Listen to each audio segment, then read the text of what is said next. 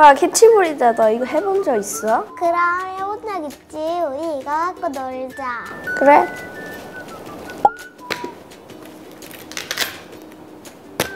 지효씨 안녕.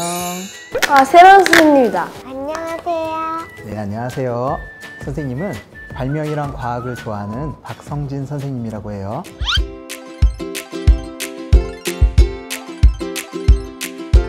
우리 지효랑 지아 지난 시간까지 생활 속에서의 발명을 배워보고 만들어봤다고 들어봤는데 맞아요? 네. 그럼 이번 시간에는 자연 속에서의 발명과 만들어진 발명품을 보호하는 방법에 대해서 설명을 해줄게요. 발명품을 보호하는 법부터 궁금해요. 그러면 선생님이 자연 속에서의 발명부터 설명을 해줄게요. 네. 발명 스쿨! 지호랑 지아는 생체 모방 기술이라는 말을 들어본 적이 있어요? 아니요. 생체 모방 기술이라는 거는 동물이나 식물 등 자연 속 생물체들의 특징을 따라하고 이용하는 기술이에요. 쉽게 말해서 자연을 본떠서 무언가를 만든다고 생각하면 돼요.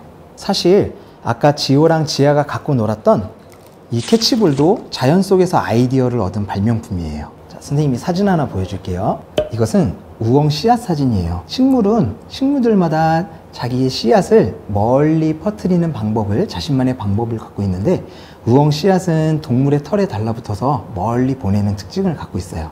그러면 동물 털에 어떻게 달라붙어요? 아, 여기 사진 끝에 보면 이 끝부분이 어떻게 생겼어요? 갈고리처럼 생겼어요. 갈고리처럼 생겼죠? 이 갈고리처럼 생겨서 동물의 털이나 사람의 옷에 달라붙어서 잘 떨어지지 않을 수 있는 거예요. 그런 특징을 이용해서 만든 발명품이 바로 이 벨크로예요. 자연에서 아이디어를 얻은 발명품이 더 있나요? 많죠.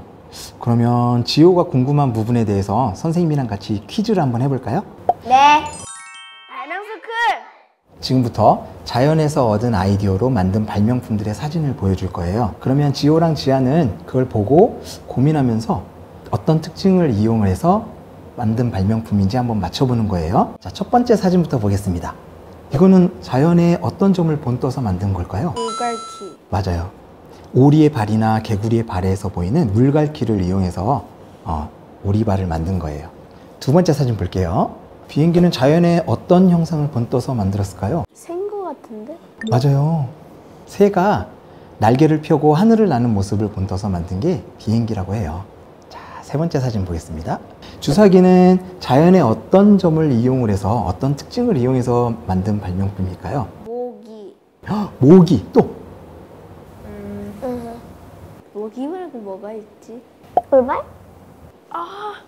벌의 침이 쏘는 모습을 보고 아이디어를 얻어서 만든 발명품이 주사기라고 합니다.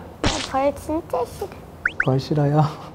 자, 이거는 자연의 어떤 특징을 이용해서 만든 발명품일까요? 문어 빨판. 맞아요. 네, 문어 빨판. 문어나 오징어 다리를 보면 이렇게 동그란 게 있죠. 그리고 이 빨판을 이용해서 한번 물체를 잡으면 절대 떨어지지 않아요. 그 성질을 이용을 해서 흡착판을 만들었다고 합니다. 낙하산은 자연의 어떤 성질을 이용해서 만든 발명품일까요? 힌트를 줄게요. 이 식물은 씨앗을 바람을 이용해서 멀리 보내요. 우리 어린이들도 한 번쯤은 바람에 멀리 날리는 걸 도와준 적이 있을 거예요. 민들레 씨앗. 맞았어요. 민들레 씨앗이 하늘로 날아가는 모습인데, 네, 이 날아가는 모습을 보고 힌트를 얻어서 낙하산을 만들었다고 합니다. 자, 지금까지 생체 모방의 기술에 대해서 알아봤는데요. 이제부터는 생체 모방의 선수가 되는 활동을 해보려고 해요. 생체 모방의 선수가 되기 위해서는 자연을 잘 관찰하고 그 관찰한 자연을 그려보거나 만들면서 새로운 특징을 발견할 수 있어야 돼요. 할 수 있겠어요? 네. 자, 그럼. 발명 스쿨! 자, 우리 단풍나무 씨앗 헬리콥터를 한번 만들어 보겠습니다.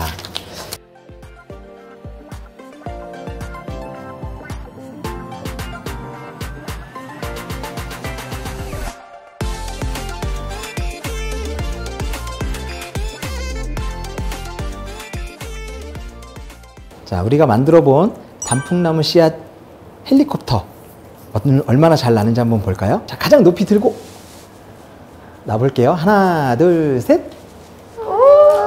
우와. 자, 단풍나무 씨앗 헬리콥터 잘 만들어 봤어요? 네. 자, 이걸 하면서 단풍나무 씨앗에 어떠한 특징이 있는지 한번 말해볼래요? 빙글빙글 돌아가요. 빙글빙글 돌았어요. 헬리콥터. 이름이 헬리콥터잖아. 이름이 헬리콥터라서. 네, 맞아요. 자, 그러면 이러한 특징을 이용해서 만든 발명품에는 어떤 것들이 있을까요? 헬리콥터 드론, 오, 헬리콥터 배 드론. 프로펠러. 배 프로펠러까지. 대단하네요. 우리 지호 지아가 생체 모방의 선수가 된 것 같아요.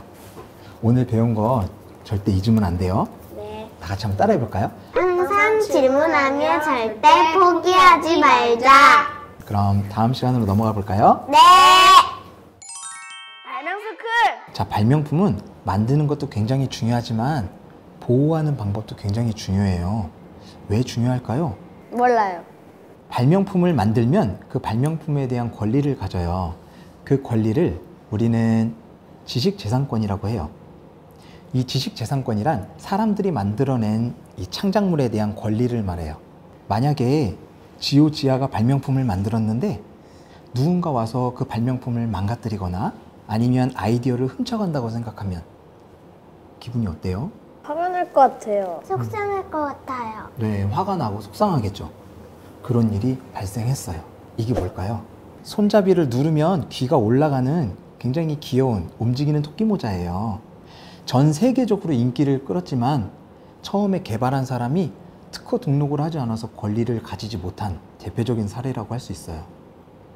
개발자는 10,000개 정도를 팔았는데 이걸 따라서 만든 가품은 13만 개나 더 팔렸대요. 너무 속상하겠죠. 만약에 처음에 특허 등록만 제대로 했어도 이 모든 물건에 대한 권리는 개발자가 가지고 있는 건데 특허 등록을 안 해서 권리를 가지지 못해요. 이렇게 특허 등록이 굉장히 중요한 거예요. 특허 등록을 해서 지식재산권을 가져야 된다는 거 잊지 마세요. 네. 발명스쿨! 자, 오늘 선생님하고 자연 속에서의 발명, 생체 모발 기술 수업과 그 다음에 발명품을 보호하는 방법, 지식재산권까지 배워봤는데 어땠어요? 재밌었어요. 저도 이제 자연을 잘 관찰할 거예요. 전 이제 발명만 하지 않고 발명품을 꼭 지킬래요. 좋아요. 역시 훌륭한 미래의 발명가들이네요. 자, 오늘 배운 거 잊지 않고 지호랑 지아가 특허 등록하는 그날까지 선생님이 열심히 응원할게요. 기발한 발명소 구독, 좋아요 부탁해요. 안녕. 안녕.